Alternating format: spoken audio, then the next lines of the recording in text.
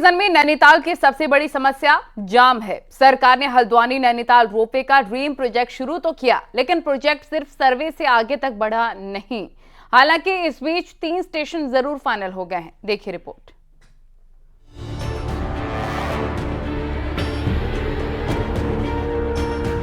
नैनीताल शहर में जाम की समस्या से निपटने के लिए हल्द्वानी से नैनीताल तक रोपवे का प्रोजेक्ट प्रस्तावित है, लेकिन साल 2019 के बाद अभी तक सिर्फ जमीन का ही सर्वे किया गया। पहले चरण के सर्वे की रिपोर्ट यूटीडीबी कार्यालय तक पहुंची, लेकिन वर्क प्लान अब तक नहीं बन सका है। हालात तो ये हैं कि रोपवे की डीपीआर तक अभी तैयार नहीं हो सकी है। हालांकि 3 स्टेशन रानीबाग, जोलीकोट और नैनीताल के हनुमानगढ़ी के जमीन की रिपोर्ट भी तैयार हो चुकी है, जिस पर शासन की हरी झंडी का इंतजार हो रहा है।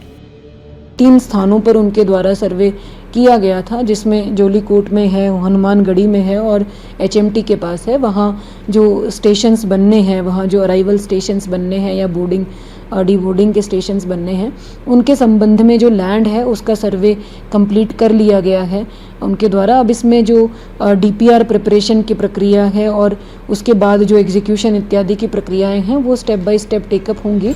दरअसल नैनीताल शहर को जाम से बचाने के लिए हल्द्वानी के रानीबाग से नैनीताल के हनुमानगढ़ी तक रोपवे का निर्माण होना है, जिस पर करीब 700 करोड़ रुपए की धनराशि खर्च होनी है। लेकिन रोपवे के निर्माण में लगातार बेहद सुस्त गति से काम चल रहा है। चीजें जो है टाइम बाउंड हो तो सभी के बेनिफिशियल रहेगा ना। देखिए, पैसे का भी बर्बादी नेसेसरी। आपको पता है कि कोई भी काम होता है जिसमें जितना डिले होता है उसमें पैसे उतने ज्यादा बनते हैं, और पैसे भी देखिए पब्लिक मनी है, ये पब्लिक का पैसा लग रहा है। अगर रोपवे निर्माण होता है तो नैनीताल शहर में न सिर्फ जाम को कम किया जा सकता है, बल्कि शहर में गाड़ियों के दबाव से हो रही हलचलों को भी कम किया जा सकता है।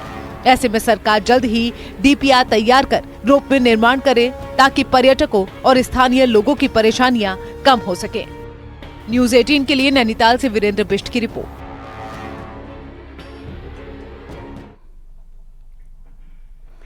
उत्तरकाशी में सूखी ठंड का प्रचंड कहर देखने को मिल रहा है, जिससे नदी, झरने, झील जम चुके हैं और स्थानीय लोग अलाव का सहारा ले रखे हैं।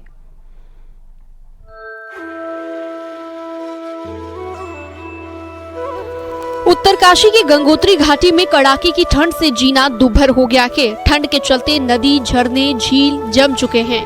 तस्वीरें गंगोत्री धाम से है, जहां पर केदार गंगा का पानी धीरे धीरे बर्फ में तब्दील हो रहा है।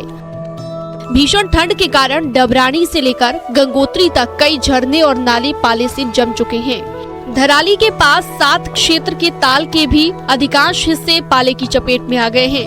वहीं ठंड के कहर से बचने के लिए लोग अलाव का सहारा ले रहे हैं। दूसरी तरफ दिसंबर से अब तक बारिश, बर्फबारी न होने से भी दिक्कतें बढ़ रही हैं। मौसम की मार फसलों पर भी पड़ने लगी है, जिससे किसानों की चिंता भी बढ़ गई है। यहाँ पे परेशानी यही है कि पानी से जो है पूरे पाइप जो है जम चुके हैं और पानी में बहुत ज़्यादा दिक्कत आ रही है लोगों को। और अब इस समय जो है मौसम की मार ऐसी है कि अगर आजकल में अगर बर्फ़ नहीं पड़ती है तो किसानों की हालत जो है बहुत खराब हो जाएगी। ठंड का कहर पूरे जिले में देखा जा रहा है, जिससे जिला अस्पताल में मरीजों की संख्या में भी इजाफा हुआ है।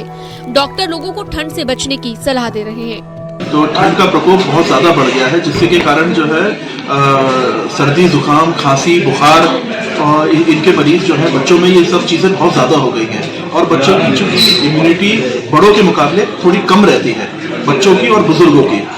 तो इन दोनों मरीजों पे, इन दोनों वर्गों के मरीजों में ये जो ठंड का जो असर होता है वो ज़्यादा होता है। तो ऐसे में यही है कि अपना थोड़ा सा ख्याल रखें, सावधान रहें। आवश्यकता अनुसार कंबल वितरण करें और अलाव जलाने की कार्रवाई करें जो मुख्य चौराहे हैं वहाँ पर, और इसके लिए उनको आवश्यक धनराशि भी दी गई है।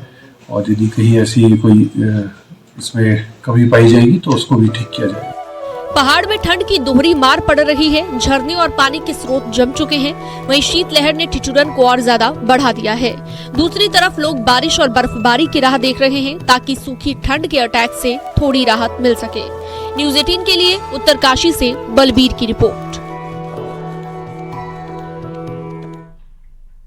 भारत के पड़ोसी देश नेपाल का प्राकृतिक सौंदर्य देखने ही बनता है। यहाँ का यही सौंदर्य लाखों लोगों को यहाँ खींच लाता है। देखिए रिपोर्ट।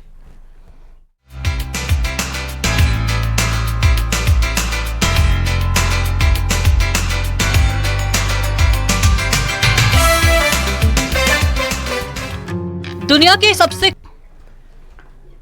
और यहाँ वक्त हो गया एक छोटे से ब्रेक का।